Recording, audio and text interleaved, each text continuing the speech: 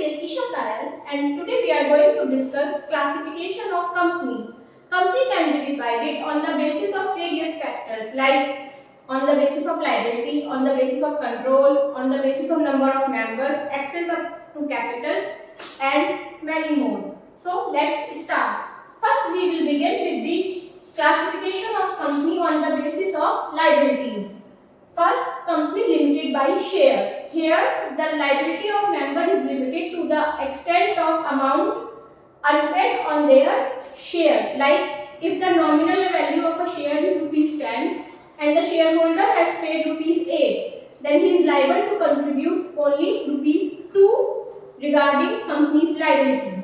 Second is company limited by guarantee. Here, the shareholder is not required to contribute anything till the company is going on, and he is liable to contribute a limited amount only when the company is in the process of winding up. Third is unlimited company. Unlimited company is there is no limit on the liabilities of member or the amount he is liable to contribute. Here also he is not liable to contribute anything till the company is going on, but once when the company is in the process of winding up, he is required to contribute 100% for the death of company. Second, on the basis of number of members. One-person company. One-person company is a company where only one member is there in the company and nothing else. A one-person company enjoys various exemptions and the number of compliances is also very limited. Private company. A private company is a company where the number of members required is minimum 2 and goes up to maximum 200.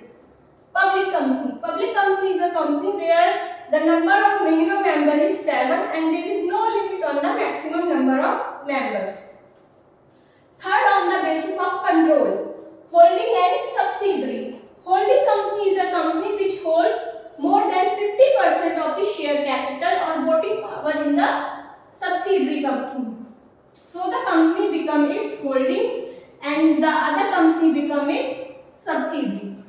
Associate company. Associate company depends on the significance control. Now what is significance control? It's 20%.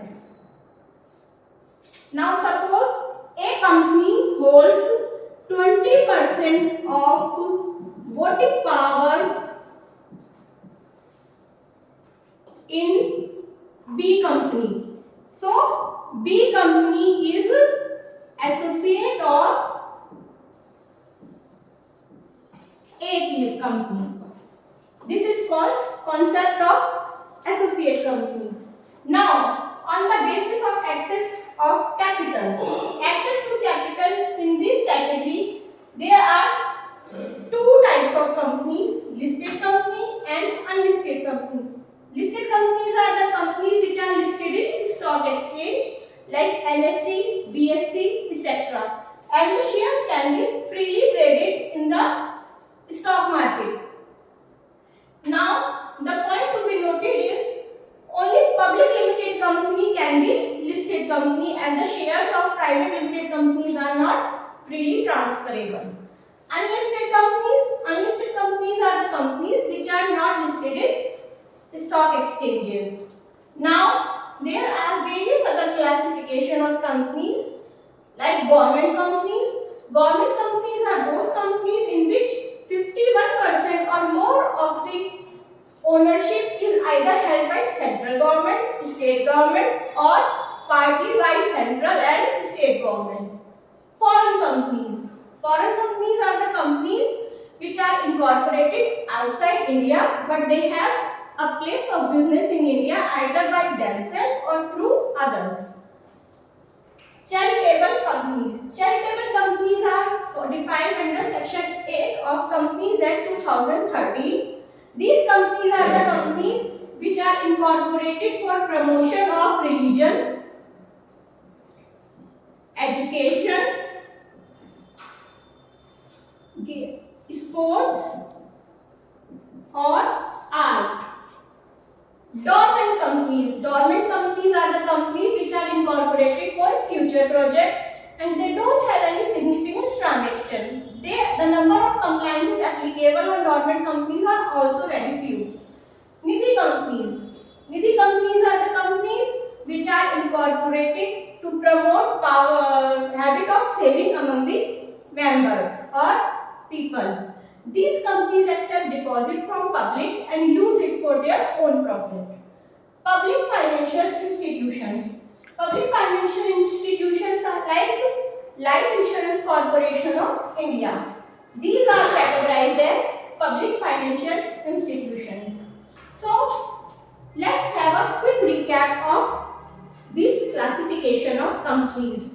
First, there are companies limited by share, company limited by guarantee, and then unlimited company. Then other category has one-person company, private company, and public company. After that comes on the basis of control, company can be divided into holding subsidiary and associate company. Then there are listed and unlisted companies, and other categories we have government companies, foreign companies, charitable companies, dormant companies, nidhi companies, and public financial institutions. I hope you find this video relevant. So stay tuned to our channel for more such videos. Thank you.